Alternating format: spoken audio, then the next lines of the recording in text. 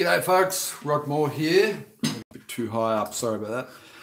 Rod Moore here from Learn to Paint TV Academy and the Learn to Paint channel.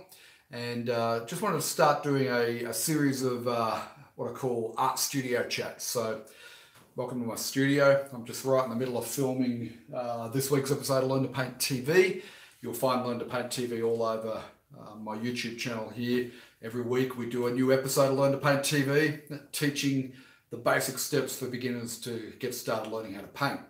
And but I want to start doing these regular art studio chats and just talking to you about different things that I've learned along my journey of becoming a full-time professional artist and art teacher. And so the first thing I want to talk about is I was doing a live stream on my Facebook page about an hour ago. And if you're not connected with me on Facebook, go to Facebook and check out More Art School is the page. And we've got nearly 8,000 members there and a lot of interaction. I do a lot of live streams and, connecting with our audience there and sharing a lot of content and ideas. So if you're not connected with me on Facebook, go and check out More Art School on Facebook, right? Because I'd love to meet you there, and it's a good way to be able to interact and connect. Yeah. So I was doing a live stream for them this morning, and I was showing them this painting. Right? So this is a painting that I've developed, and one of the things that I'm really big on is always developing on working on my own painting. Right. So as a professional artist, I'm always looking to develop. Now I've got lots of studio lights on here, so it's probably going to wash this out. But I was showing them this painting, which is of the coloured sands. Rainbow Beach, and I was talking about the texture and the layering of paint, right? So that's what we're doing on the live stream on my Facebook page, More Art School, right? But somebody made the comment, and I get lots of comments when I'm doing the live streams there. Somebody made the comment that she said, she was complimenting the painting, and she said, "Wow, I wish I could paint like you," right? And sometimes that really, it upsets me a little bit because what people are, I guess, thinking when they make comments like that, and I always appreciate comments like that, don't get me wrong, but I often wonder, are people thinking that I've been given some sort of gift or skill or ability, natural talent, right? Have I been given that they don't have? And I think it's very easy to assume that, if you look at a great artist and you're just starting out, it's very easy to assume that they're talented, they were born with it, that there's some element of genius about them, right? And that you don't have that necessarily. And it's very easy to think that way when you're struggling to start out as a beginner and you're just getting started on your journey. And now, don't get me wrong, I do believe there are a very small percentage of people in history that are natural, gifted geniuses when it comes to painting, right? But I'm not one of those, and most people aren't one of those, right?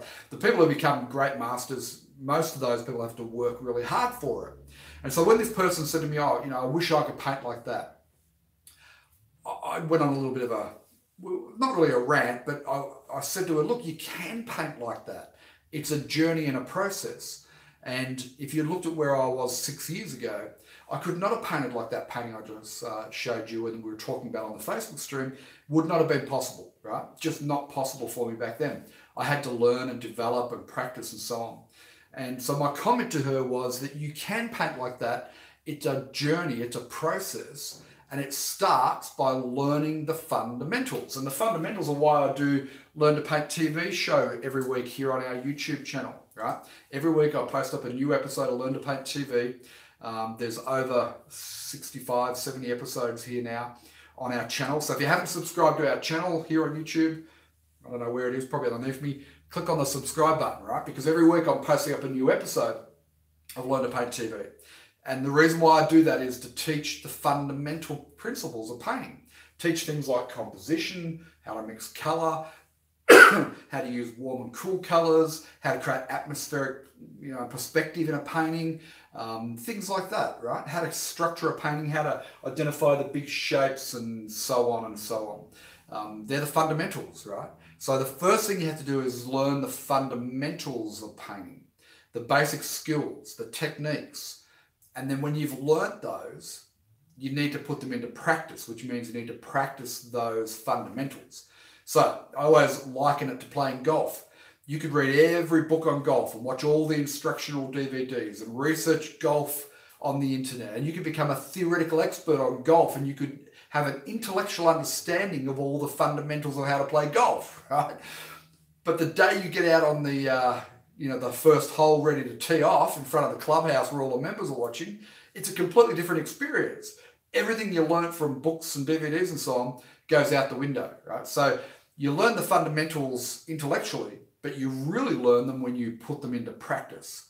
So the key to becoming a half decent painter, learn the fundamentals, yes, but then go and practice, right? Kevin McPherson, I heard him on a interview recently, and the person interviewing him asked him, if you don't know Kevin McPherson, go and check him out. He's a master artist. He's written a number of books and so on. She asked him, what's the key to becoming a great artist? And his response was really simple. He said, 1,000 paintings, right? In other words, practice. You only learn to paint with a brush in hand, putting paint up on a canvas, right? That's where you really learn to paint. Okay, watching videos on YouTube, yeah, you learn stuff, but it's intellectual learning.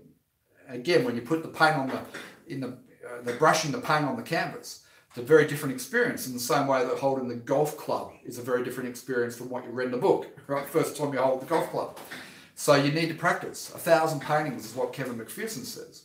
And his theory is, if you really love painting, you do a painting a day, even if it's a small painting, and that's 3 years, right? 3 years to become a very good painter. If you're committed to it, you do it every day.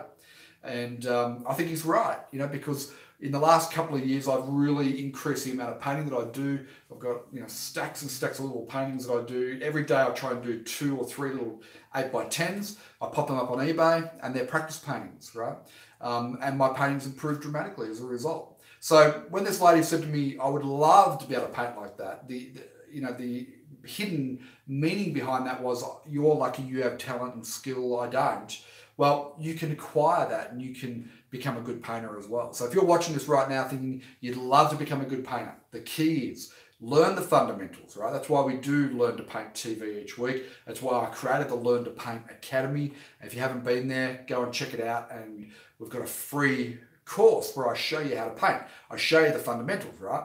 But then learn them through experience by practicing and doing lots of paintings. And anyone can become a good artist doing that, right?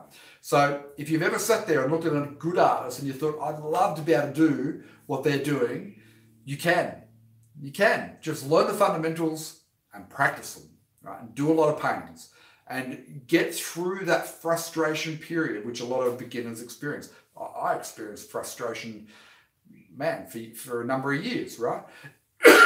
Pardon me. If you push through that, it gets easier and you get better, and then you start to get results, and you can improve your painting dramatically. Anyway, I hope that helps somebody out there. If you like this idea of this art studio chats, I've got lots of information to share with you, and both on the learning to paint side, but also on the business side. How do you become a professional artist? How do you sell your work? How do you make an income from your art? If you want to hear more of those sort of ideas, both on learning to paint and the business side, leave a thumbs up or leave a comment and say, yep, Rod, we'd love to hear more. And if people give me feedback on that, then I'll do more of these art studio chats and share as much information as I can with you on these little live videos. So leave a thumbs up, leave a comment if you've enjoyed this, and I'll talk to you again soon. Cheers. Watch out for this week's episode of Learn to Paint TV. It's going to be a beauty. All right. Catch you later. Cheers.